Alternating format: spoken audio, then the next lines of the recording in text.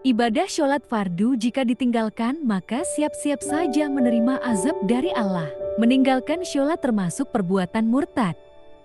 Nabi Muhammad SAW bersabda, "Sholat adalah kewajiban paling dicintai Allah setelah tauhid mengesahkan Allah. Andaikan ada suatu ibadah yang lebih Allah cintai dari sholat, maka malaikat akan melakukan ibadah itu. Maka di antara malaikat ada selalu rukuk, sujud, berdiri dan duduk." Ternyata bukan manusia saja yang melaksanakan sholat berdasarkan hadis di atas. Malaikat juga melaksanakan sholat dengan ketentuan-ketentuannya. Ketinggian ibadah sholat fardu ini dengan sangat jelas diisyaratkan Nabi SAW dalam sebuah haditsnya. Ini adalah orang yang keluar dari rahmat Allah. Nabi SAW berkata, "Aku terlepas darinya." Dan ketika seorang meninggalkan satu sholat fardu, maka namanya tertulis di pintu neraka. Orang yang meninggalkan sholat tidak hanya akan mendapat hukuman di akhirat, tetapi selama masih di dunia akan mendapat hukuman dari Allah SWT.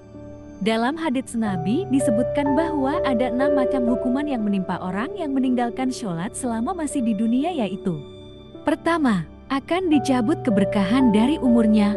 Hidup yang tidak berkah adalah hidup yang sedikit kebaikannya. Hidup yang penuh kesempitan dan jauh dari bahagia. Kedua, akan dihapus tanda orang syoleh dari wajahnya. Ketiga, amal-amal yang dilakukan tidak diberi balasan oleh Allah Subhanahu wa Ta'ala.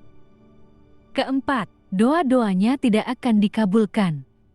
Kelima, tidak mendapat bagian dari doa-doa orang syoleh. Keenam, akan keluar dari dunia atau meninggal dunia tanpa membawa iman. Nazubillah.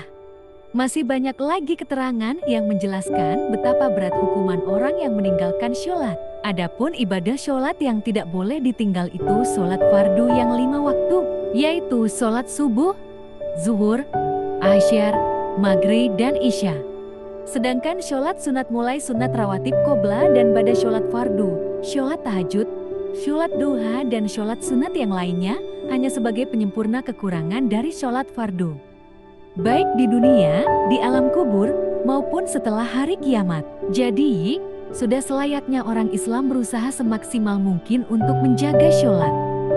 Betapapun sibuk pekerjaan, jangan sampai melalaikan untuk melakukan sholat. Pekerjaan sholat bukanlah pekerjaan yang berat yang membutuhkan banyak pengorbanan, tapi pekerjaan yang ringan yang bisa dilakukan beberapa saat yang tidak lama.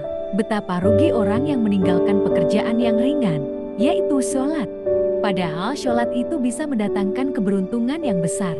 Sholat juga sekaligus bisa menghindarkan hukuman yang menyengsarakan baik di dunia dan akhirat. Terima kasih telah berkunjung di channel saya, semoga bermanfaat. Jangan lupa like, komen, dan subscribe.